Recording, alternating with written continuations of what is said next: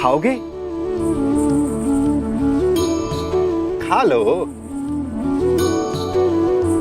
ठीक है, तुम इतना कह रहे हो तो खा लेता।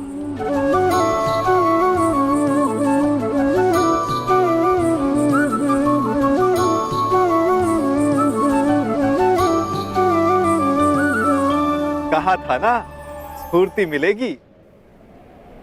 थोड़ा और मिलेगा? हाँ, ये केवल मेरा है, परंतु आप सहयात्री हो, इसलिए बांट लेता हूं।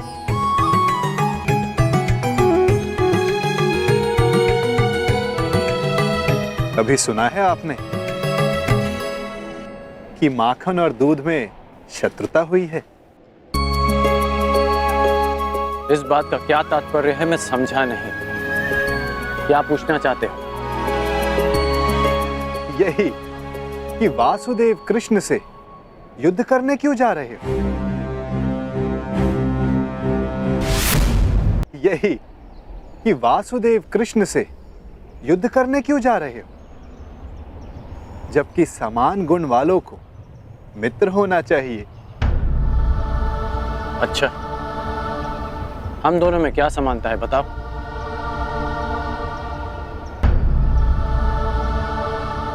एक बालक जिसको जन्म किसी और ने दिया, पाला किसी और, जो बालपन से ही अन्याय और अधर्म से लड़ता आया हो, जिसका लक्ष्य अन्याय का नाश है, जिसने प्रेम किसी से किया और विवाह किसी और से करना पड़ा, और अब धर्म संस्थापन के लिए अथक परिश्रम कर रहा है। अब आप ही बताओ, क्या ये समानताएं नहीं है? कुछ असमानताएं भी हैं हमारे बीच। कैसी असमानताएं अंगराज? कृष्ण को जन्म किसी और ने दिया और पाला किसी और ने, परंतु मुझे मेरे सगे माता पिता ने पाला है। निसंदेह, परंतु लक्ष्य दोनों का समान है। इसीलिए इस यात्रा में एक दूसरे का सहायक होना चाहिए, विरोधी नहीं। कदाचित हम दोनों एक ही पक्ष में होते हैं। यदि मैं जरासंध को वचन नहीं देता कि मैं कृष्ण के विरुद्ध उनकी सहायता करूंगा। युद्ध में सम्मिलित होने का वचन दिया है या कृष्ण के विरुद्ध युद्ध करने का अंगराज? मैं समझा नहीं।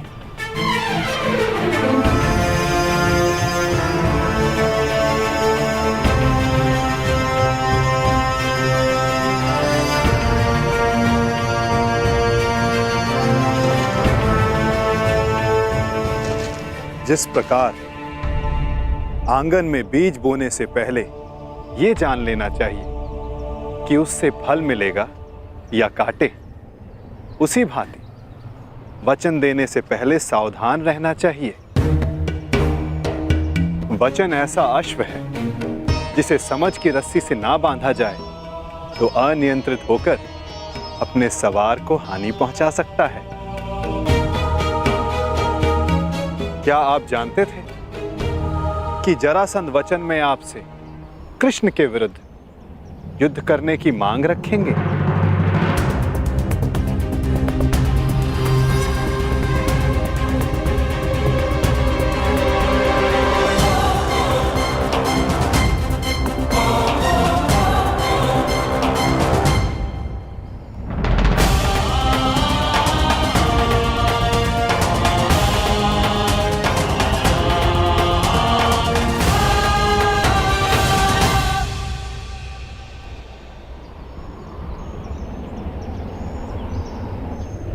मैंने अपना कार्य पूरा किया अंगराज।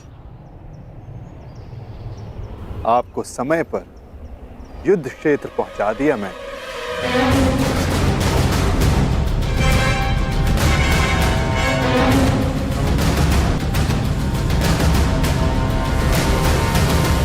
आवश्यक भी था, क्योंकि हम दोनों के यहां आने से पूर्व युद्ध प्रारंभ नहीं हो सकता था। तो आपको लगता है कि जरासंध आपके बिना युद्ध नहीं करेगा? मेरे बिना जरासंध युद्ध प्रारंभ कर सकता है,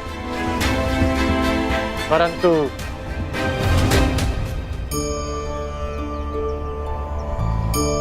परंतु क्या?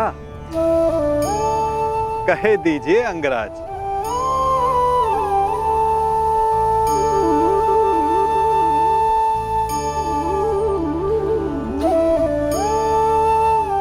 कहने की आवश्यकता नहीं, सारथी हैं आप, सचेत भी हैं, तो अपने रथी का मन पढ़ लीजिए। सारथी का कार्य पूर्ण हुआ, परंतु रथी की तीसरी परीक्षा अभी शेष है।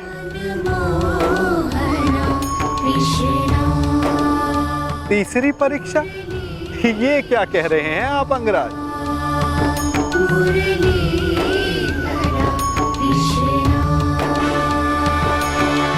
वही जो आप ना समझने का अभिनय कर रहे हैं।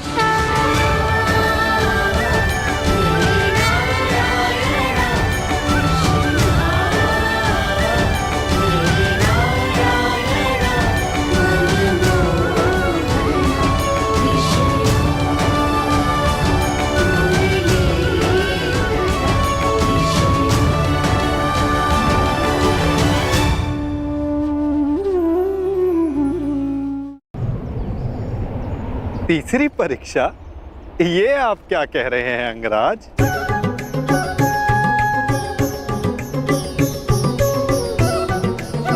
वही जो आप ना समझने का अभिनय कर रहे हैं।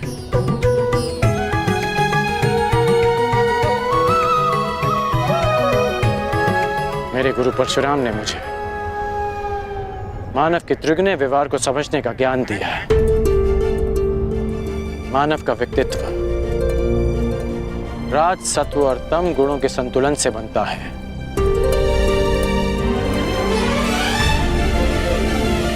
कहते जाओ अंगराज, मैं सुन रहा हूं। रजगुण मनुष्य को स्वार्थी बनाता है। इसके प्रभाव में मनुष्य अपनी सुविधा के लिए दूसरों को कष्ट देता है।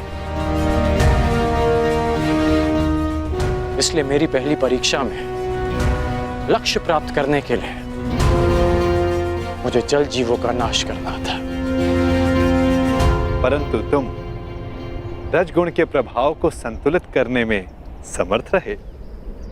और दूसरा गुण है सत्व गुण, जो मनुष्य को पवित्र बनाता है। उसमें दया, प्रेम जैसे गुणों का संचार करता है। परंतु उस पर नियंत्रण ना रखा जाए तो ये भले बुरे में अंतर करने की मति हर लेता है। मनुष्य को हर ओर अच्छाई दिखती है, वो आभासी शांति को सत्य समझ लेता है और बुराई का अंत नहीं कर पाता। हाँ, परंतु तुमने सत्वगुण को भी नियंत्रण में रखा। आभासी शांति का आवरण भेद दिया। मेरे प्राणों की रक्षा के लिए तुमने उस सर्प का वध किया। हाँ,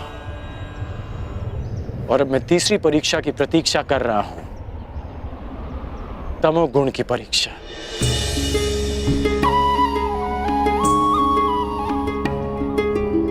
उत्तम, परंतु ये किसने कहा कि तम गुण की परीक्षा अभी चल नहीं रही है?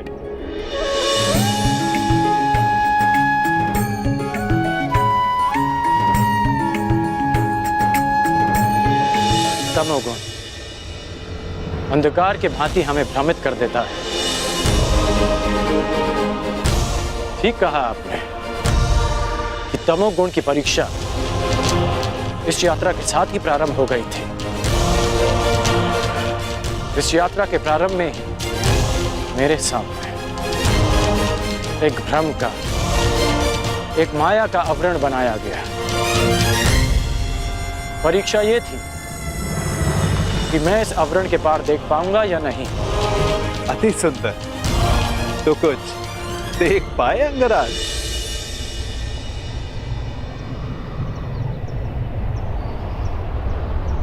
सबसे पहले इस नाटक के सूत्रधार को देखा,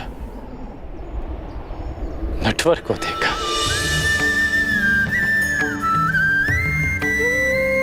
फिर उसे भी देखा जिसकी मुरली की धुन पर पूरी प्रकृति नाच उठती है। मुरलीधर को देखा, फिर उसे देखा जो जीवन से ज्ञान उस भांति मत लेता है जैसे दूध में से माखन। माखन चोर को देखा,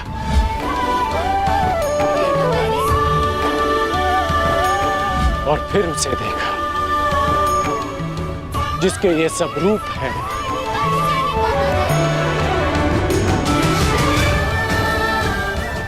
वासुदेव। मैंने वासुदेव को देखा।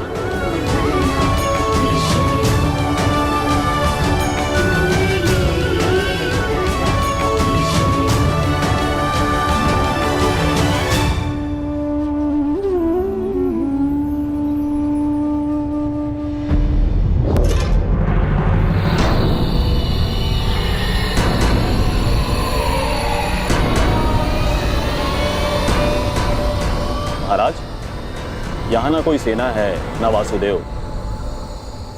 कहीं वासुदेव ने समर्पण का मन तो नहीं बना लिया?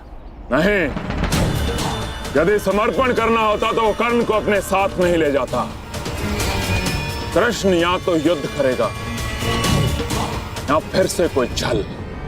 यही जानना चाहता था कर्ण कि तीनों गुणों के प्रभाव को नियंत्रित कर सकने की क्षमता तुम में है या नहीं। मैं संतुष्ट हुआ। इस जीवन में मैंने तुमसे अधिक विलक्षण पुरुष नहीं देखा। सूर्य देवता है, पर मनुष्यों में सूर्य तुम हो कर्ण। धन्य है तुम्हारी माता, धन्य है तुम्हारे पिता।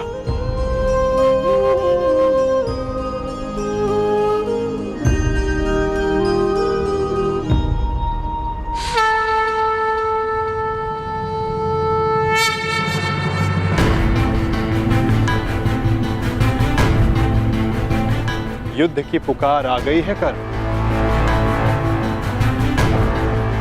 मुझे जाना होगा। युद्ध में सम्मिलित होने का वचन तुम पूरा कर चुके हो। अब यह तुम्हारा निर्णय है कि तुम मुझसे युद्ध करोगे या मेरे पक्ष में रहोगे। जो भी निर्णय लेना सोच समझ कर लेना का, क्योंकि आज का लिया गया निर्णय भविष्य का निर्धारण करेगा।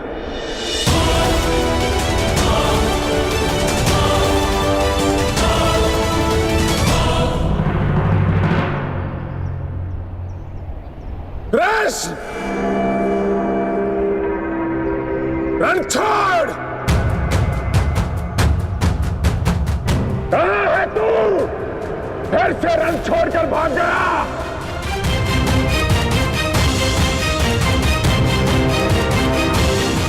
देख रहे हो, सबके समक्ष खड़ा हूं मैं, फिर भी सब मुझे ढूंढ रहे हैं, पुकार रहे हैं।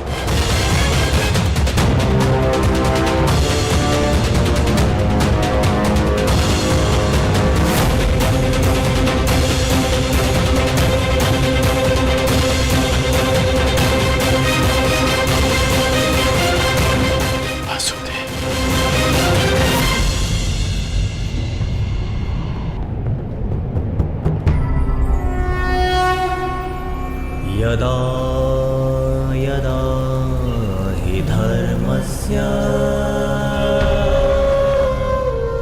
ग्लानिर्भवति भारत अभ्युत्थानम् अधर्मस्य तदात्मानं सृजाम्यहम्।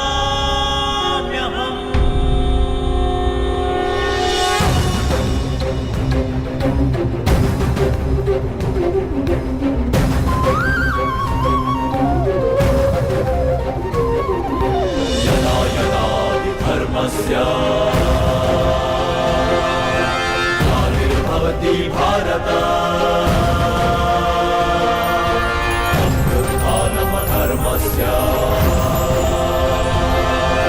तदात्मानं सृजाम्यहम्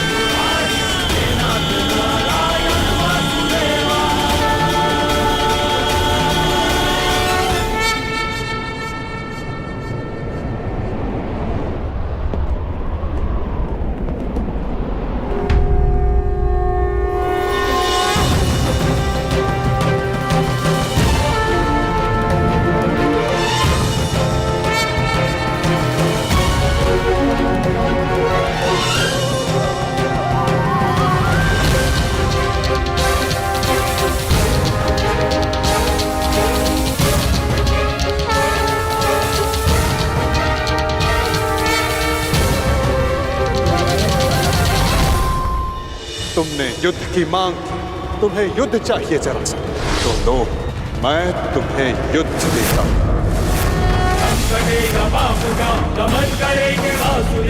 उसका अहंकार भी आ ही पहुंचा रणछोड़ अपने जीवन के अंतिम रण में।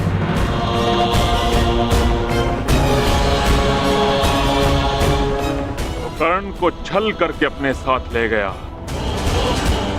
ताकि युद्ध को टाल सके। काया भी तो निहत था बिना सेना के, परंतु फिर भी मैं प्रस्तुत हूं। आज मैं तुझे समाप्त कर दूंगा कृष्ण। विकास के प्रयास को प्रशंसा मिलती है जरासंध, विनाश के प्रयास को नहीं।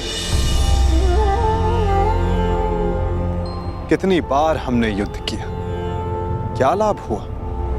सहस्त्रों सैनिक अकाल ही काल के ग्रास में समा गए। युद्ध तब श्रेष्ठ है जरासंध जब उसका लक्ष्य एक महान शांति हो, ना कि एक मिथ्य अभिमान की पूर्ति। मैं इस विनाश को रोकने का निमंत्रण देता हूं जरासंध, मित्रता का हाथ आगे बढ़ाता हूं, और इसका प्रमाण है कि मैं निशस्त्र आया हूं।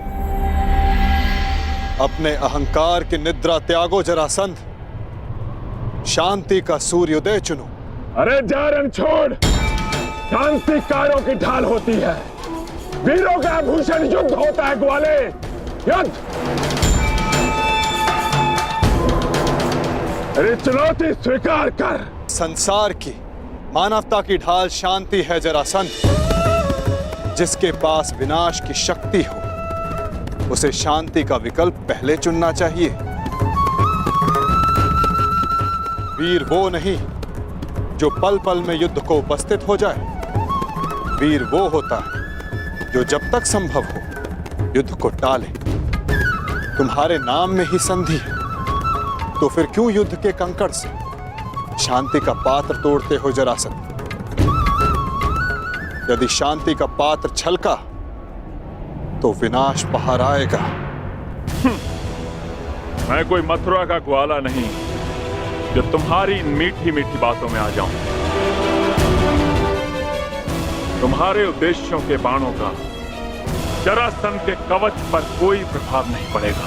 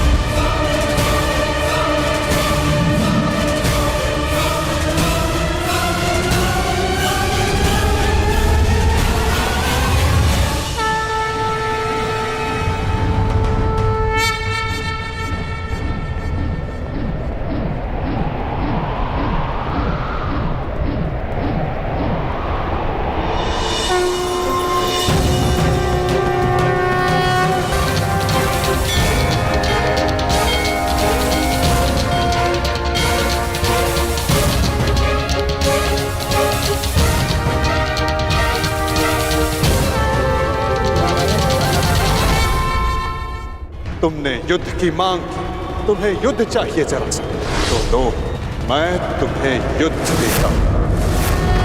कटेगा बापू का, दमन करेंगे आसुरी, उसका अहंकार भी। ये तुम्हारी दूसरी भूल है जरासंध, और मेरी अंतिम चेतावनी, शांति का अंतिम प्रयास।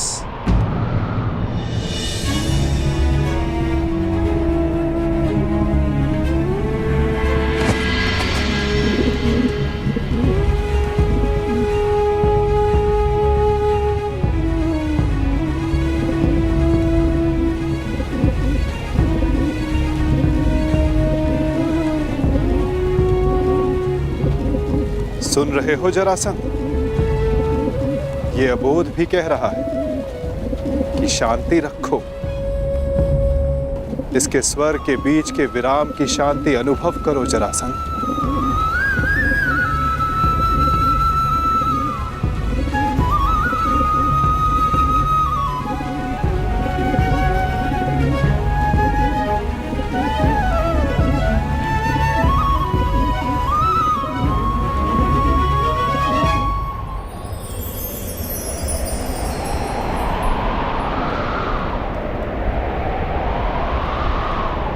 शांति का संदेश लाने वाले परिणाम जानना चाहता है वासुदेव, तो देख।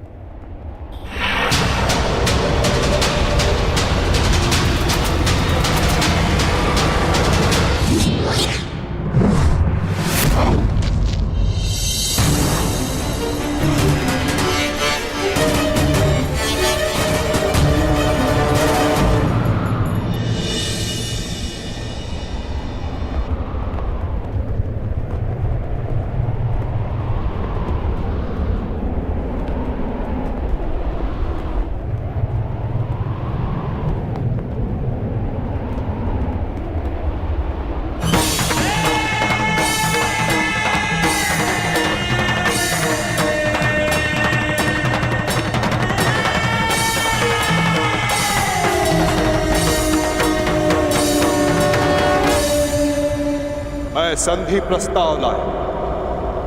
तुमने शांति दूत का वध किया, मैंने शास्त्र से समझाने का प्रयास किया, तुमने शस्त्र उठाया। मैं प्रेम लाया था, तुमने युद्ध की मांग की।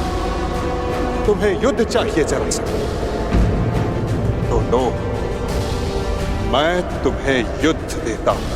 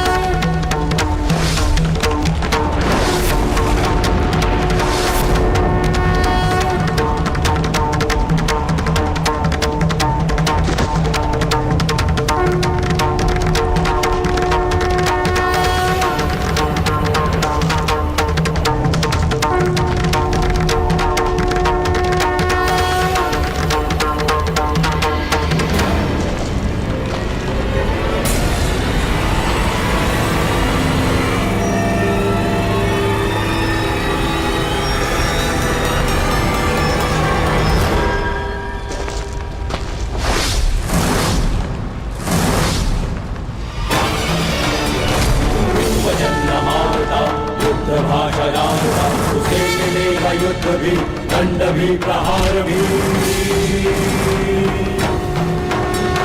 दम कटेगा पाप का, नाश होगा नीच का, दमन करेंगे वासुदेव उसका अहंकार भी। रथचक्र के प्रहार से विनाश हुंकार से क्रोध अग्नि कृष्ण की करेगी पाप का दलन। पाप से गति नरा राही मां पुकारती, ईश द्वार का समक्ष अपना त्राण मांगती।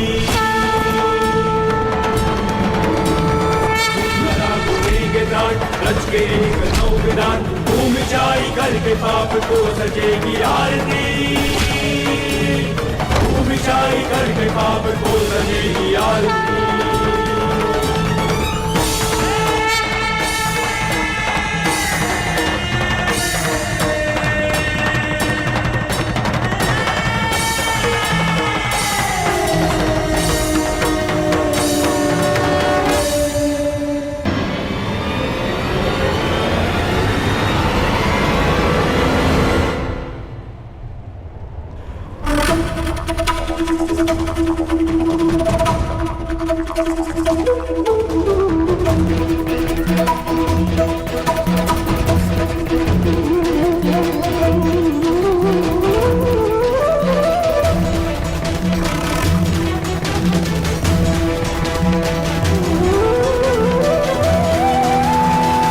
हर पाप के मार्ग में आना मेरा कर्तव्य है, परंतु नियति के मार्ग में आना मेरा अभ्यास नहीं।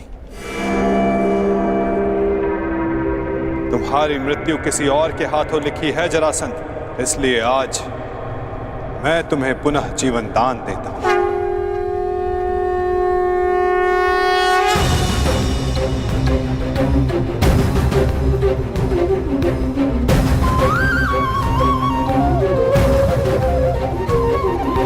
यदा यदा धर्मस्य ग्लानिर्भवति भारत, धर्मस्य तदात्मानं सृजाम्यहम्।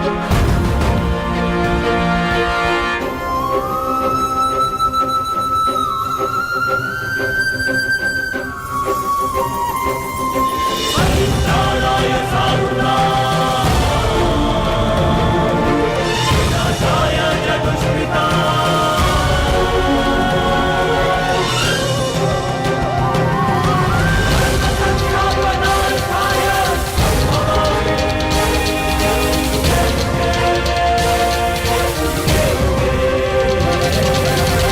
क्या हुआ? युद्ध में सम्मिलित होने आए थे ना? युद्ध नहीं किया? आपने मुझे विकल्प चुनने को कहा, परंतु अवसर नहीं दिया। अब अनुभव हुआ कि मुझे यहां युद्ध में सम्मिलित होने के लिए नहीं, युद्ध का साक्षी बनने के लिए लाया गया था। अनगिनत जरासंधों से भरे इस संसार में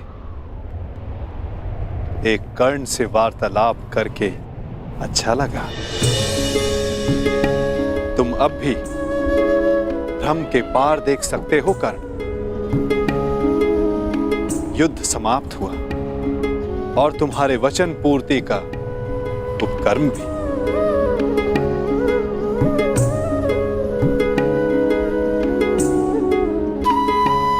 तो प्रस्थान करें?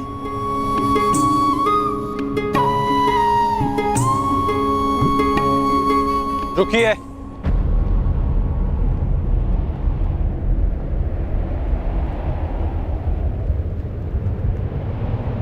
वासुदेव,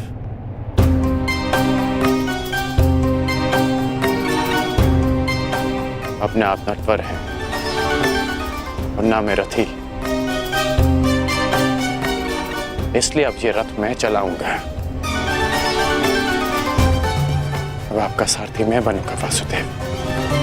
मैं सदा नटवर था और सदा नटवर ही रहूंगा अंगराज। नियति ने हमारी जीवन यात्रा में तुम्हारा रथी होना निश्चित किया है और मेरा सारथी होना।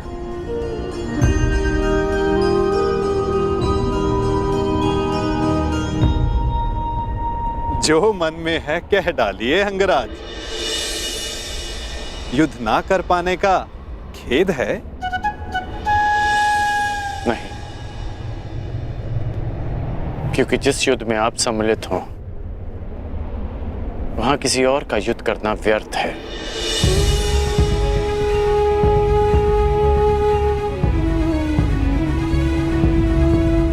नियति के चक्र को कौन समझ पाया है कर्ण? कौन जाने वो दिन आए कि हम दोनों युद्ध में सम्मिलित हों और मैं सम्मिलित होकर भी शस्त्र ना उठाऊं।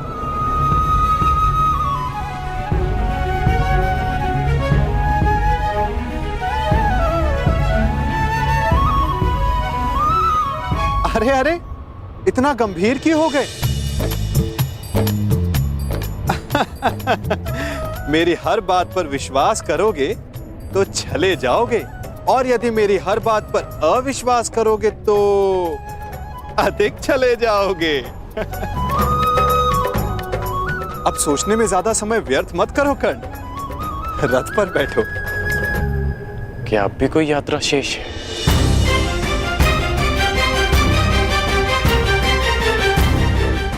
यात्रा तो अनावृत नियम है कर्ण। तुम्हारी मगध की यात्रा समाप्त हुई, हो सकता है कहीं और किसी नई यात्रा का प्रारंभ करने जा रहे हैं।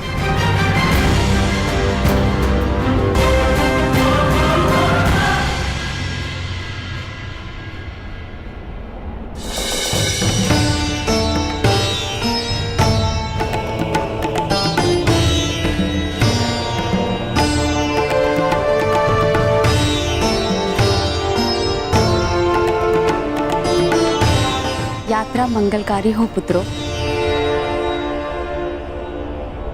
हाँ युवराज, तुम्हारी कीर्ति की अग्नि से वारणावत की हर दिशा प्रकाशित हो।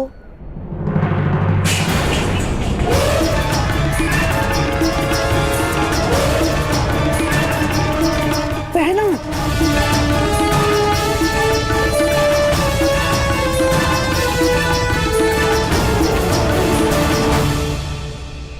ये तो अपशगुन है।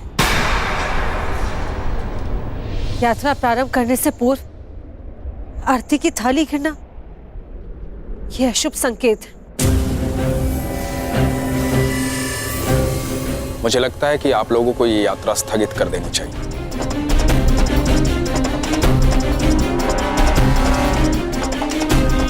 शास्त्रों में लिखा है, किसी भी शुभ मुहूर्त में कोई विघ्न आए तो उसे टालना ही उचित है।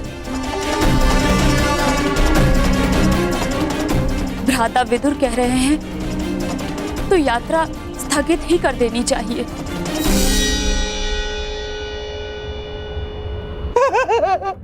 क्या क्या कह रहे हो बहना? अरे अग्नि तो पवित्र होती है और कदाचित अग्निदेव ये संकेत दे रहे हैं कि इस यात्रा में वो पांडव भांजों के साथ ही है।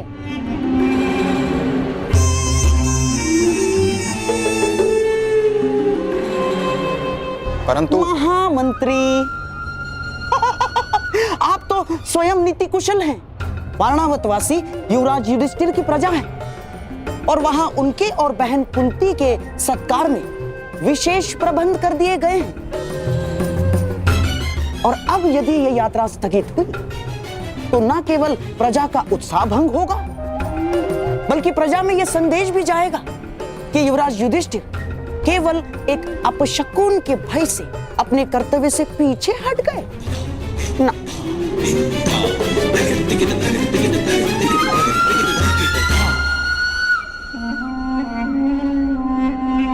महामंत्री, ये युवराज युधिष्ठिर का अपयश होगा। परंतु यहाँ युवराज की सुरक्षा का प्रश्न है। सुरक्षा? महामंत्री, जिसके साथ भीम और अर्जुन जैसे महाबलशाली भाई हों, जिन्होंने पांचाल को बात ही बात में परास्त कर दिया हो, उन्हें किसका भय? मामा श्री का मत उचित है काका श्री, परंतु आपकी मंत्रणा भी आवश्यक है। यदि आप कहेंगे तो हम नहीं जाएंगे।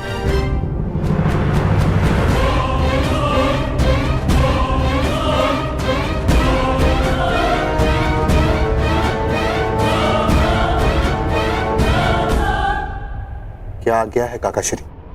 ठीक है युवराज, आप प्रस्थान करें।